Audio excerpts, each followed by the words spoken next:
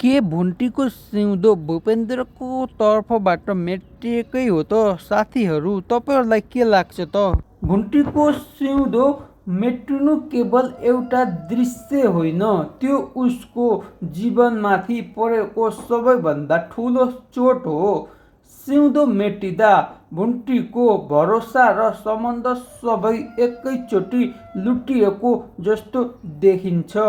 अर्कोतर्फ सिरियाको चालले भूपेन्द्रको दिमाग यति धेरै भुटिएको छ कि अब ऊ सत्य र झुट छुट्याउनै नसक्ने अवस्थामा पुगेको छ। जसलाई उसले कहिले आफ्नो जीवनसाथी मानेको थियो, आज उसैलाई दुश्मन ठान्न थालेको देख्दा दर्शकहरूको मन चिरिएको छ।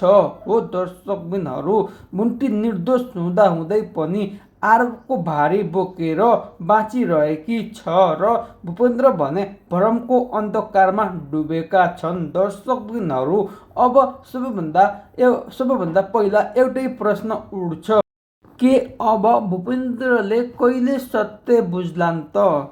र यता के भुन्टीको मेटिएको सिउँदो फेरि भरिएला त? दर्शकबिनहरू र साथीहरू, कथाले झन् डरलाग्दो मोड लिँदैछ। एकातिर मास्टरले भुन्टीलाई बचाउन ज्यान नै बाजी लगाएर अघि बढिरहेका छन्। हो दर्शकबिनहरू, तर यता भूमिकाको हातमा परेको त्यो प्रमाणले सबै कुरा उल्टाइदिएको छ। त्यो प्रमाण केवल कागज होइन, भुन्टीको इज्जत, पहिचान र भविष्यलाई सिधै निशान्त बनाउने हतियार बनेको छ। यदि त्यो प्रमाण सार्वजनिक भयो भने भुन्टीमाथि गाउँ निकाला जस्तो कठोर फैसला हुन सक्छ। निर्दोष भुन्टी फेरि एकचोटि समाजको कठघरामा उभिनुपर्ने अवस्था देखिन्छ।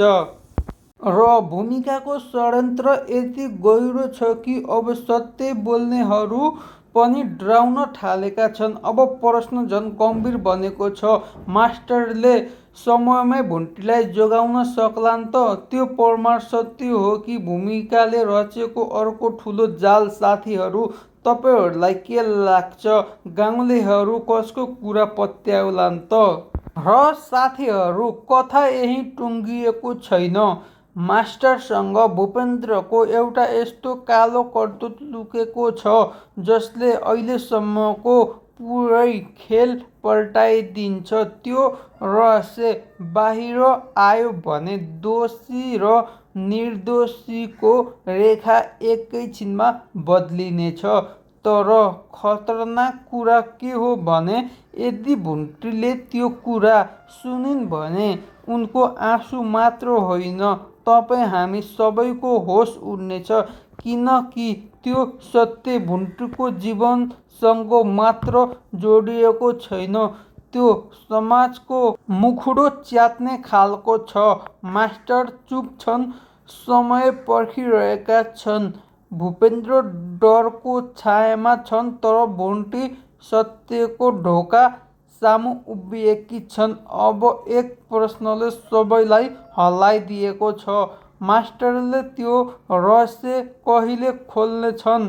सत्य बाहिर आयो भने भूपेन्द्रको के हुनेछ?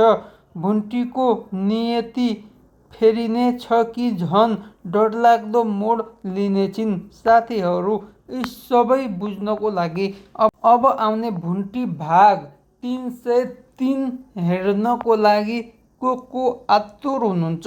कमेन्ट गर्नुहोला भन्दै आजको विषयवस्तु यहीँ टुङ्ग्याउन चाहन्छु। साथीहरू, तपाईँहरूलाई हाम्रो रिभ्यू भिडियो कस्तो लागेको छ?